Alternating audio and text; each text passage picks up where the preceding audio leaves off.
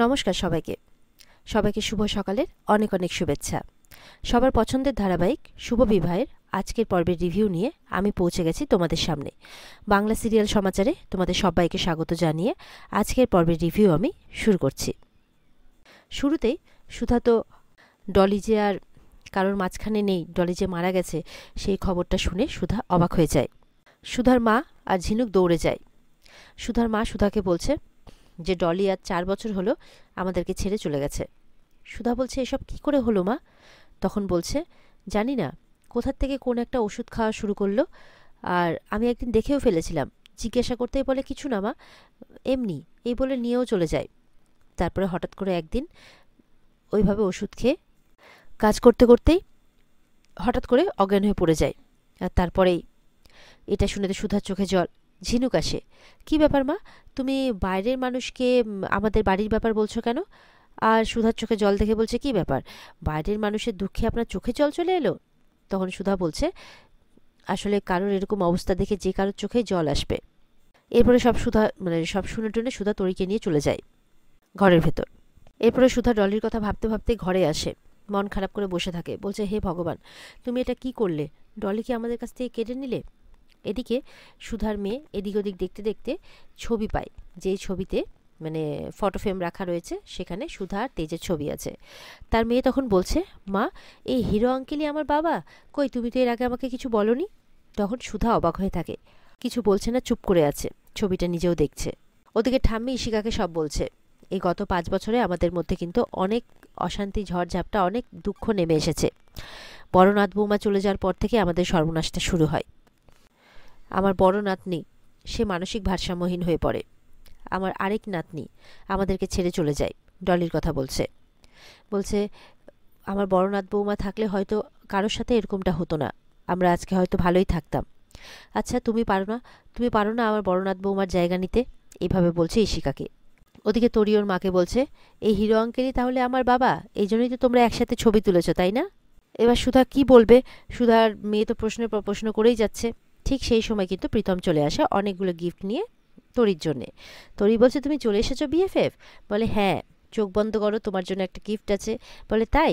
এই বলে তরি চোখ বন্ধ করে। তখন সুধাকে ছবিটা লুকোতে বলছে প্রীতম ইশারা করে। সুধা তাই করে।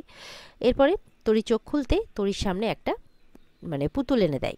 তরি তো সেটা দেখে খুব খুশি হয়ে যায়। বলে, বাও, গিফট কত সুন্দর এটা। বলে, হ্যাঁ, তোমাকে বলেছি না গিফট পেতে হলে কি করতে হয়। তখন তরি প্রীতমকে 2 গালে 2টো কিসি দেয়, আর প্রীতমও খুশি হয়ে যায়। প্রীতমও তখন তরিকে একটু আদর করে দেয়। একটা মিষ্টি বন্ধুত্বের সম্পর্ক প্রীতম আর তরির মধ্যে। সুধা মনে মনে বলছে, তরি, আজও তোমার গল্প শুনতে চাই। আজ 5 বছর হয়ে গেল, আমি যে কিছু বলতে পারি না ওকে, আমার কাছে যে কোনো কিছু উপায় থাকে না। আমি সত্যি জানি না, তুমি কি আজও আমাদেরকে ঘেন্না করো? তোমার আমার কথা আর নিজের সন্তানের কথা একবারও মনে পড়ে না? এদিকে দেখা যাচ্ছে গত 5 বছরে তেজ ড্রিঙ্কটাকে নিজের সঙ্গী বলে মনে করেছে। ঘরে বসে সে তাই করছে। আর সুধার ছবি দেখে বলে যাচ্ছে যে, I trust you, I trust you, I trusted you, বিভিন্নভাবে বলে যাচ্ছে। বলছে, ছবি হাতে নিয়ে বলছে, এবার মন থেকে বিশ্বাস করেছিলাম তোমায়। সন্দেহ করার মতো না 1000টা কারণ ছিল, আমি করিনি। 1 সেকেন্ডের জন্য তোমাকে অবিশ্বাস করিনি। কি মূল্য দিলে সেটার? কি মূল্য দিলে সেটার? একটা দিনও, একটা সেকেন্ডের জন্য তার সাথে কোঅপারেট করলে না তুমি। 5 ইয়ার্স সুধা, 5 ইয়ার্স খুব বড় সময় সুধা, অনেক লম্বা সময় 5 ইয়ার্স। এখনও তোমার তেজ বসু মল্লিকের কথা মনে পড়েনি?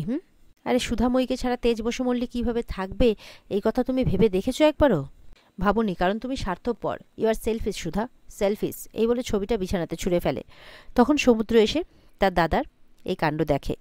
কি বলবে এই সিচুয়েশনে, তার দাদাকে কিছু বুঝে পায় না। ওদিকে তরির সাথে গল্প করছে প্রীতম, আর সুধা ছবিটা রাখছে। ঠিক সেই সময় ঘরে সুধার জেঠিমা আসে শরবত নিয়ে, সুধার জন্যে আর প্রীতমের জন্যে। বলছে, খুব গরম পড়েছে তো, তাই ভাবলাম তোমাদের জন্য একটু শরবত নিয়ে আসি। এরপর ইচ্ছে করে তরিকে বলছে, বাবাকে পেয়ে তো খুব খুশি দেখছি, আসলে মেয়েরা ওদের বাবাকে খুব ভালোবাসে। তখন তরি বলছে, না, এটা আমার বিএফএফ, আমার বন্ধু। বলে, ও আচ্ছা, বন্ধু। সুধা বলছে, হ্যাঁ, বন্ধু। প্রীতম নমস্কার জানাই। এরপরে তরিকে বলে, যাও তুমি ওদিকে এক সাইডে পাঠিয়ে দেয় পুতুল নিয়ে খেলার জন্যে।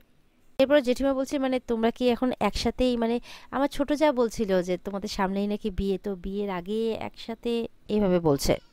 আমি বলছিলাম যে এই মেয়েটা কি বিয়ের আগেই জেঠিমা বলছে আসলে নতুন সময়, নতুন দুনিয়া, সমাজ অনেক আগে এগিয়ে গেছে। আজকাল তো কত কিছুই না হচ্ছে। বলছি তোমরা দুজন দুজনকে কিভাবে চিনলে? সুধা বলছে বাসে আলাপ। তখন প্রীতম কথাটা ঘুরিয়ে বলছে, হ্যাঁ বাসে, কলেজে পড়তে পড়তে যখন কলেজ ইয়ারে ছিলাম তখন এই বাসের মধ্যে আলাপ হয়েছিল আর কি।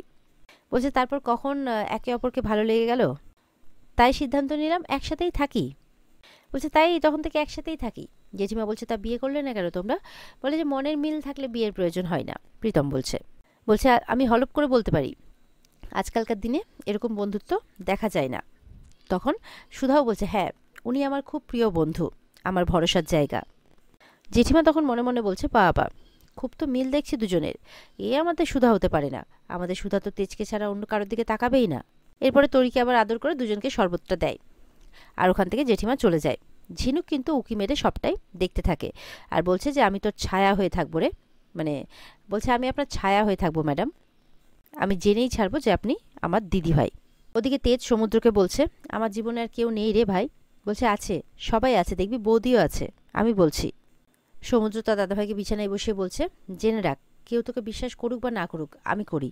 বলছে তোদের ভালোবাসাকে ভগবান এক করেছেন, আর 7 জন্ম ধরে উনি তোমাদের ভালোবাসাকে মানে অটুট রাখবেন। বলছে হ্যাঁ রে, দেখবি অটুট রাখবে। আমি আমার ভালোবাসা পাইনি, ওই ঝুম্পা আজও আমাকে ডিভোর্স নিয়ে ঝুলিয়ে রেখেছে, হেয়ারিংয়ে আসে না, হ্যারাস করে, আমার জীবনটাকে তছনছ করে দিয়েছে। কিন্তু দাদাভাই আমি তোর সাথে এরকম হতে দেব না, তোর ভালোবাসাকে আমি হারিয়ে যেতে দেব না। তাই আমি তোর কাছে হাত জোর করছি, নিজের উপরে করুণা করা বন্ধ কর, আর এইভাবে নেশা করাটাও বন্ধ কর, নিজেকে সামলা। আর চল একসাথে আমরা বৌদিকে খুঁজি। তুই একটু মনে করার চেষ্টা কর তো, লাস্ট তুই বৌদিকে কোথায় দেখেছিস? তেজ তখন ওই ফোন কল থেকে শুরু করে সেই রাস্তাতে দেখাটা সবটাই সমুদ্রকে বলে। সমুদ্র বলছে, তার মানে সৌমি হয়তো বৌদিকে চেনে, আর কালি ওর বিয়ে, রাইট? সমুদ্র বলছে যে নিশ্চয়ই সৌমির সাথে বৌদি ভাইয়ের পরিচয় আছে।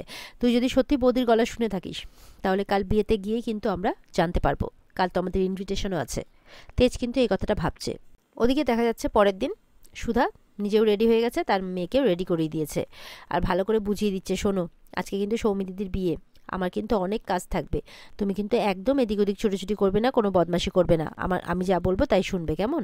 এবার তার মেয়ে বলছে, আমি কবে বউ সাজবো? বলে, তুমি বউ সাজবে? তোমার বউ সাজতে এখনো অনেক দেরি আছে। বলছে আগে বড় হও তারপর। তরি বলছে, আমি তো বড় হয়ে গেছি। বলছে এত বড় হয়ে গেছি? তখন সুধা বলছে, তোমার সবসময় পাকা পাকা কথা, তাই না? দাঁড়াও দেখাচ্ছি, এই বলে মেয়েকে কাতুকুতু দিচ্ছে, মেয়ের সাথে খেলছে। বলছে দাঁড়া দাঁড়া, সাজটাই তো নষ্ট করে দিবি। এরপরে তার মেয়ে বলছে, মাম্মাম তুমি কবে কোণে সেজেছিলে? সুধা তখন চুপ করে যায় আর নিজের আর তেজের বিয়ের কথা ভাবতে থাকে। তরি বলছে, নিশ্চয়ই খুব সুন্দর দেখাচ্ছিল। তখন ওদিকে ঝিনুক আসে, বলছে তোমার মায়ের তো বিয়েই হয়নি। আর ঠিক সেই সময় প্রীতমও চলে আসে। প্রীতম বলছে, আমাদের অনেকটা দেরি হয়ে যাচ্ছে রুক্মিণী, বেরোতে হবে। বলছে হ্যাঁ হ্যাঁ চলুন। তখন ঝিনুক টন্ডিং করে বলছে, জানেন তো আপনার আর আমার দিদির না অনেক মিল, আমার দিদিরও একটা ম্যারেজ বিউরো ছিল, দেখুন আপনিও একই কাজ করেন।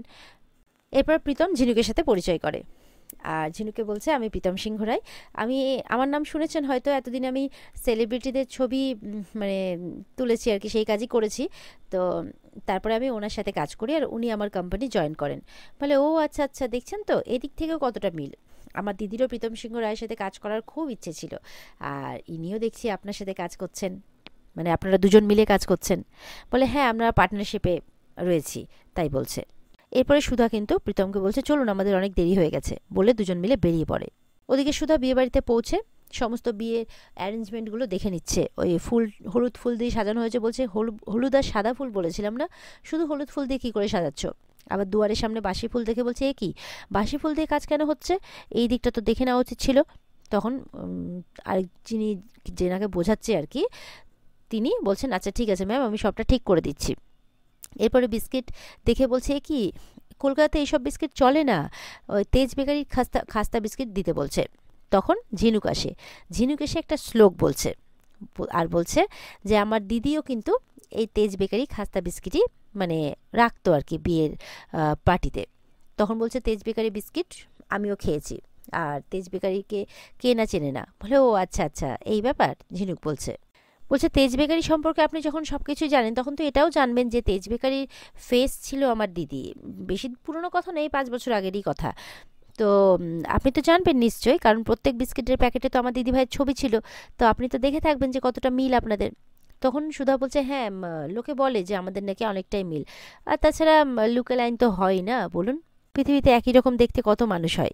ঝিনুক বলছে, ঠিকই বলেছেন, যেন মনে হয় আপনার মুখের সামনে কেউ আয়না ধরে রেখেছে। এরপরে ঝিনুককে বলছে যে আপনি এখানে কি করছেন? বলে, ও আপনি হয়তো জানেন না যে আমি আসলে সৌমির সাথে বাইরে কাজ করতাম, একসময় ওর কোম্পানিতে লিগ্যাল অ্যাডভাইজার হিসেবেও ছিলাম। যে বাই দ্য ওয়ে, আপনি হয়তো জানেন না যে সৌমির অনেক ক্লায়েন্টের মধ্যে তেজ বেকারিও কিন্তু একটা ক্লায়েন্ট। এটা শুনে সুধা মনে মনে ভাবছে, তাহলে কি তেজও এখানে আসবে নাকি? তেজ ততক্ষণে কিন্তু বিয়েবাড়িতে অলরেডি পৌঁছে গেছে সুধার খোঁজে, সাথে সমুদ্র। তেজ বলছে, এবার আমি আমার সব প্রশ্নের উত্তর নেব আর সুধাময়ীকে নিয়েই বসু মল্লিক বাড়িতে ফিরবো। আর এখানেই আজকের পর্ব শেষ হয়ে যায়। তো বন্ধুরা, এই ছিল আজকের পর্বের রিভিউ। ভালো লেগে থাকলে পর্বকে লাইক কমেন্ট করে জানাতে ভুলবে না, আর আমাদের সাথে জুড়তে আমাদের চ্যানেলকে সাবস্ক্রাইব করতেও ভুলবে না। দেখা হবে আগামীকালকে নতুন পর্বের রিভিউ নিয়ে। সবাই ভালো থাকবে, আর পর্বের বিস্তারিত দেখতে অবশ্যই স্টার জলসার পর্দায় চোখ রাখবে। টাটা।